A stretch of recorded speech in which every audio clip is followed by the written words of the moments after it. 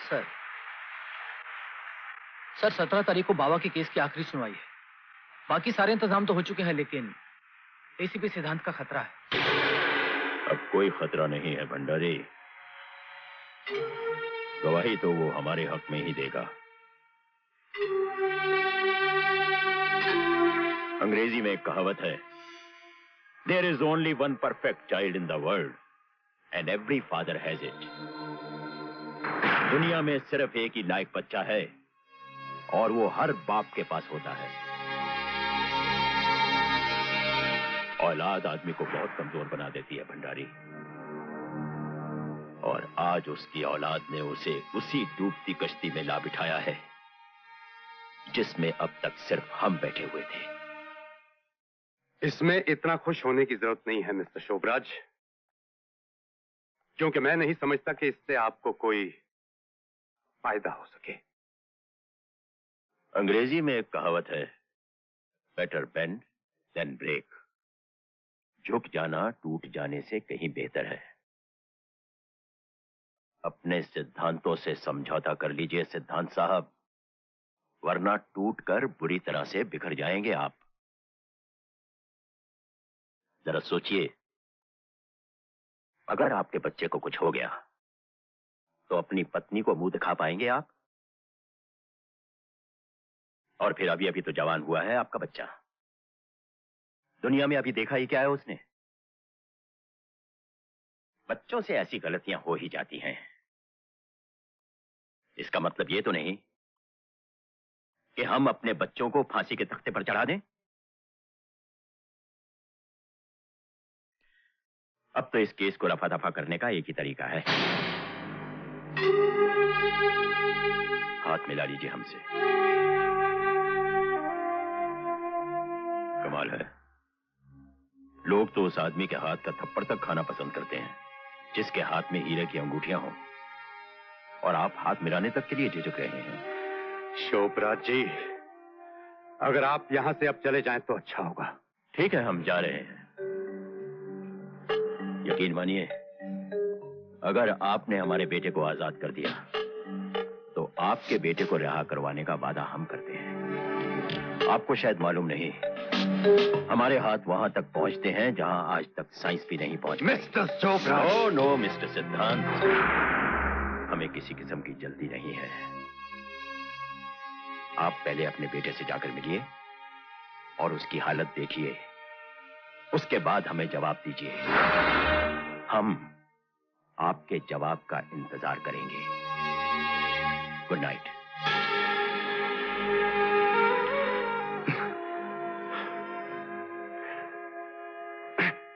Milord, इस case का एक और अहम गवाह, उस दुकान का मालिक, अदालत को एक बार फिर अपना बयान देना चाहता है। इजाजत है।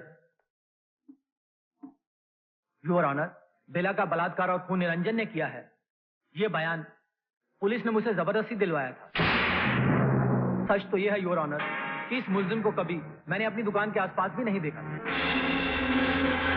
जज साहब, हम जानते हैं कि खून करना कितना बड़ा जुर्म है और हमें उसकी कितनी बड़ी सजा मिल सकती है, मगर सच तो यह है जज साहब, उस लड़की का बलात्कार और खून निरंजन ने नहीं, हमने किया है जज साहब।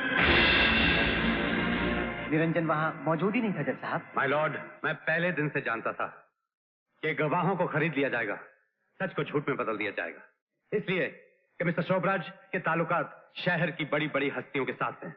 लेकिन योर ऑनर, अब भी मेरे पास एक ऐसा गवाह है जिसे ना किसी की दौलत खरीद सकती है और ना किसी की धमकी डरा सकती है, इसलिए कि वो गवाह कोई और नहीं बल्कि उस मासूम गरीब लड़की का बाप है जिसने अपने घर से अपनी बेटी को डोली के बजाय अर्थी पर विदा किया है। माय लॉर्ड, बलात्कार का वो नंगा नाच इस आदमी ने अपनी आंखों से देखा है।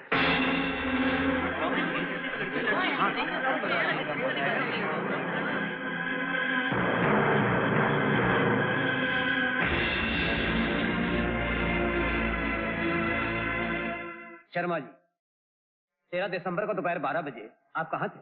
मैं अपनी बेटी को खाना देने उसकी दुकान पर गया हुआ था। क्या देखा आपने वहाँ? ये तीनों वहां आए, दुकान को अंदर से बंद करके इन लोगों ने मेरे बेटे को जानवरों की तरह पीटा है, जानवरों की तरह। जज साहब, मैंने इन्हें रोकने की बहुत कोशिश की, मगर इन लोगों पर भूत सवार था, भूत सवार था। जज साहब, किसी ने मेरी बच्ची का बलात्कार किया है। ये खूनी है जज साहब, मेरी बेटी का कातिल है, इसे फांसी दे दीजिए। बकवास कर रही है, मैंने कुछ नहीं किया। मैं कुछ नहीं किया, मेरी बेटी का खून नहीं किया तूने। झूठ बोल रहा है बुड्ढा। झूठ बोल रहा हूँ, मैं झूठ बोल रहा हूँ।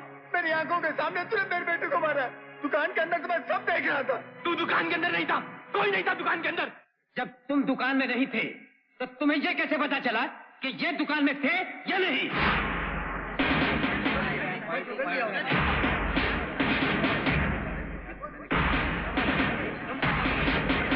Order, order.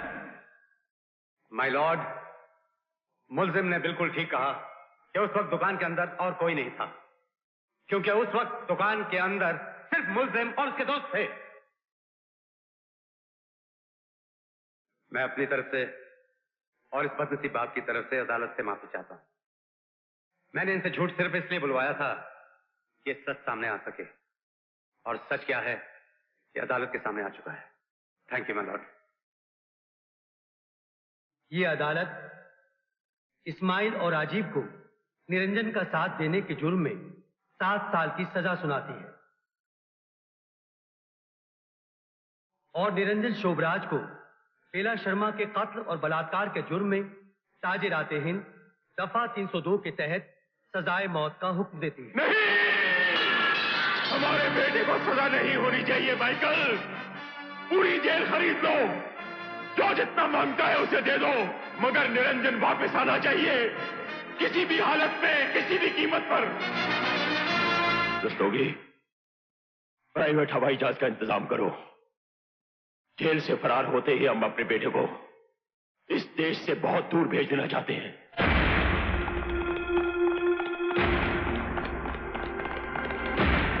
निरंजन, निरंजन, तुम्हारे डैडी ने भेजा है तुम्हें यहां से बाहर निकालने के लिए। चलो, जल्दी चलो। जल्दी आओ।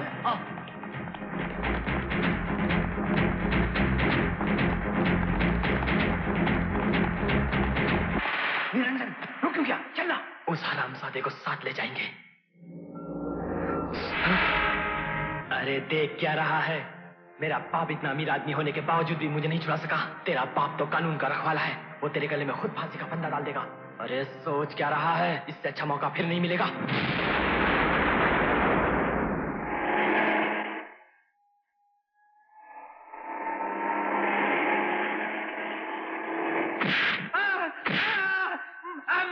मारना नहीं, रोकिया आया था मेरे पास। अभी किधर का मुझको मालूम नहीं। मैं अपने छोटे छोटे बच्चे की कसम खा के कहता, मैं सच कहता। चलो, माइकल दूसरे किनारे पर हमारा इंतजार कर रहा है। चलो।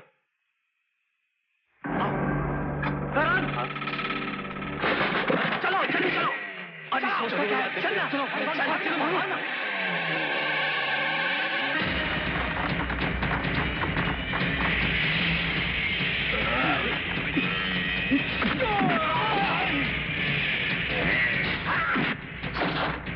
मेरे भाई को मत मारना।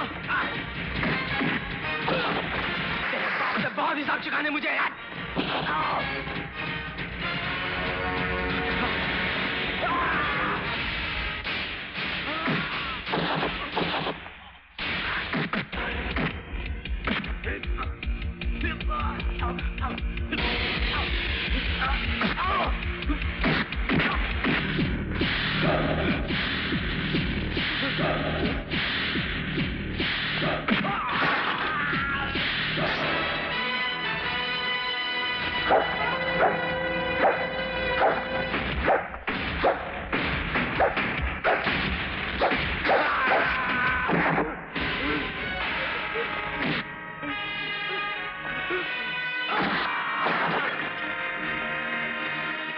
मैं तुझे बेगुनाह साबित करने के लिए 12 फिर रहा हूं और तू जानता अगर आज इन लोगों की तुम।